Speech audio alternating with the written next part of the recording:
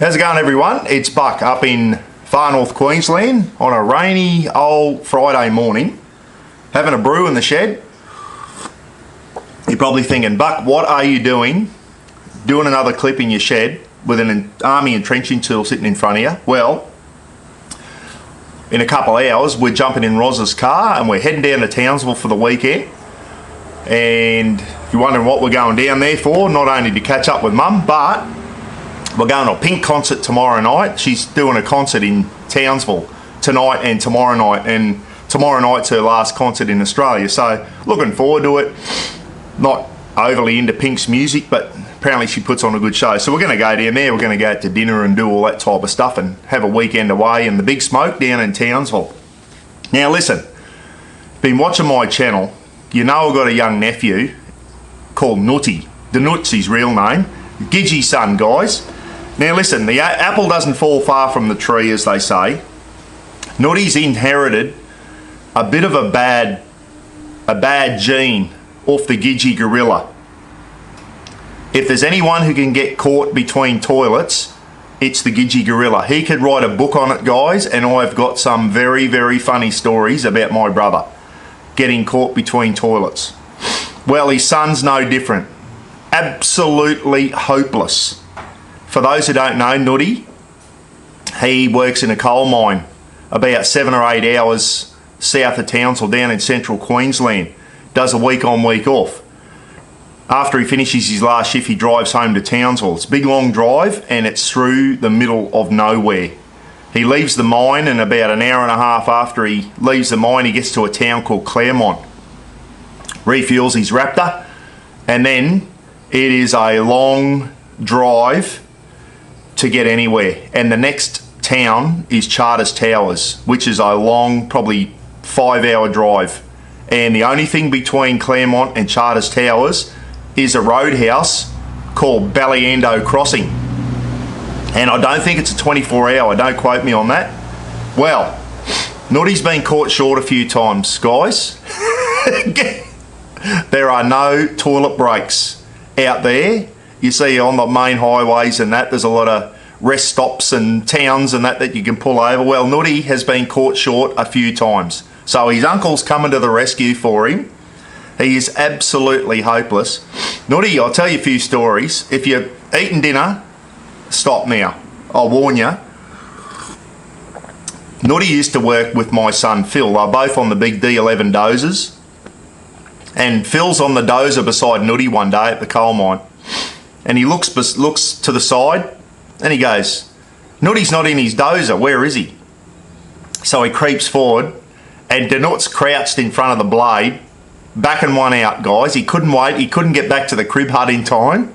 So Phil said here he was, backing one out in front of the big D11 blade. I don't know how he wiped his ass, he probably didn't even do that. He jumped straight back in the dozer and straight over the top. Pushed the big load of dirt straight over the top of it. Phil said, I couldn't believe it. He said, why didn't you go back to the crib hut, you grub? He goes, I couldn't make it. So he just jumped out of the dozer and snapped one off in front of the blade and then bulldozed over the top of it. Well, a few weeks ago, or a couple of months ago, Gidgy's telling me, Nutty's on his way home after a day shift and he can't make it. He's in a big lightning storm, big thunderstorm, it's belting down rain, and he had to pull over and dart off into the bush. No toilet paper, no nothing. He's got nothing in his car for a roadside emergency. So he backs one out in the bush on the side of the road, which is in the middle of nowhere. And the only thing he could find to clean his bum was a dirty puddle of water. So he crouched over the puddle of water and he's splashing water up into his ass crack to try and clean his ass. Can you imagine the poor kangaroo? That was the next one to have a drink out of that muddy puddle. He would have been lapping away and gone, oh boys, this one tastes like shit, stay away from it. So that was another one. Nutty was drenched, apparently it was belting down rain on him.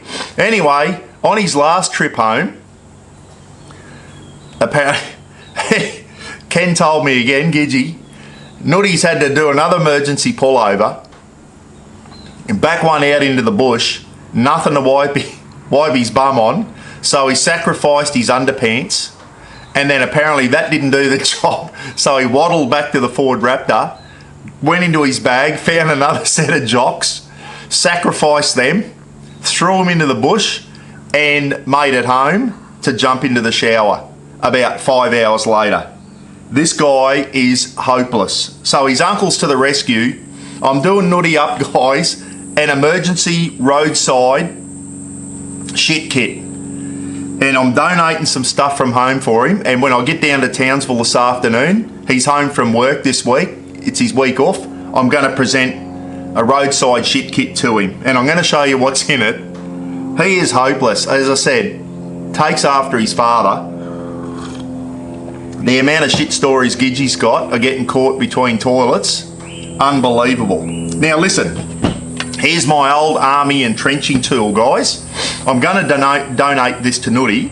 It sits in the shed. I don't really use it much anymore. If I go out in the BT50 camping and that, I've usually got a long-handled shovel on the roof rack anyway, so I don't really use my army entrenching tool anymore. And these are brilliant for digging a hole roadside, because you can use it as a mattock, which is really good. Geez, I've dug some holes with this thing, let me tell you. Some gun pits. You can use it as a pick if the ground's a bit hard, or you pull that down and you use it as a normal shovel.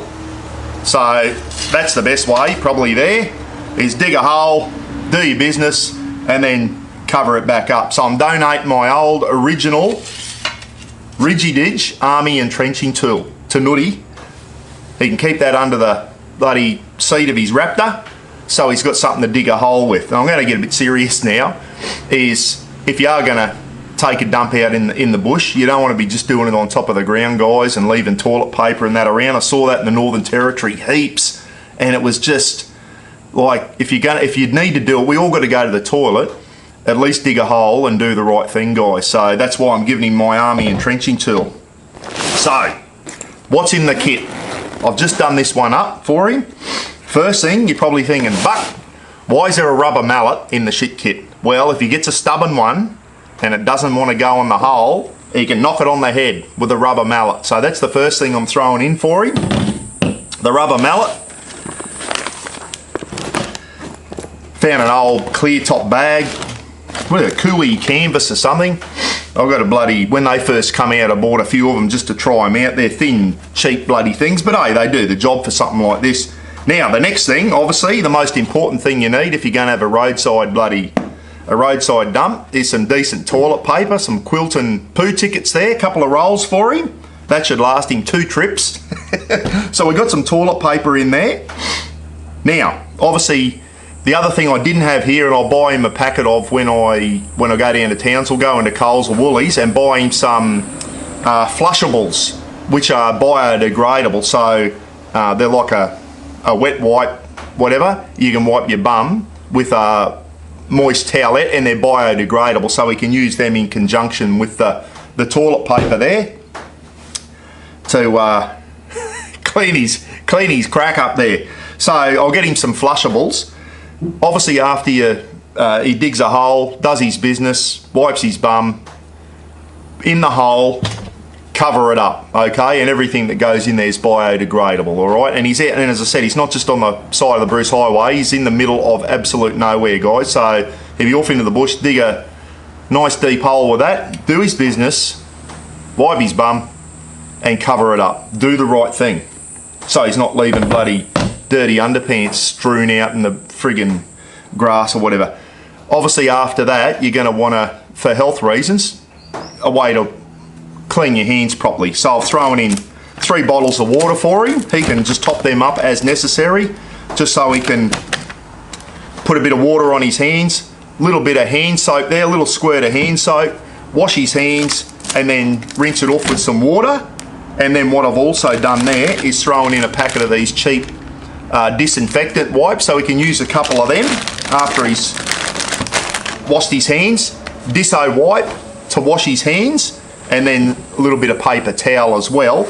And the reason I've thrown these in you don't want to be throwing that out in the bush. You can put them into a paper bag here and then bring that home, the hand towel and the disinfectant wipes. Just throw them in a paper bag with he'll probably have Coke cans and that from from the servo or whatever anyway, and he can throw his rubbish into a rubbish bag and dispose of it when he gets back to Townsville or gets to the mine site.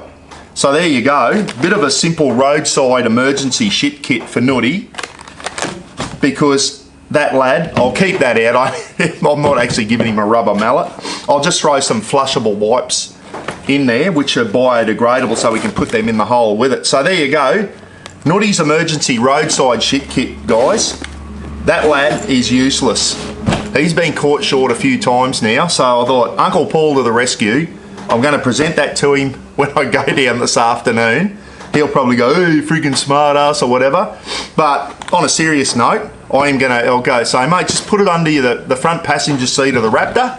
Okay, so I'm sure it's going to happen again. He's only been out at the mine not even a year. He's still got a long way to go out there. I'm sure it's going to happen to him again. So at least if he does need to go to the toilet and he's in the middle of nowhere, he can do the right thing. He can dig a hole and he can bloody bury it properly.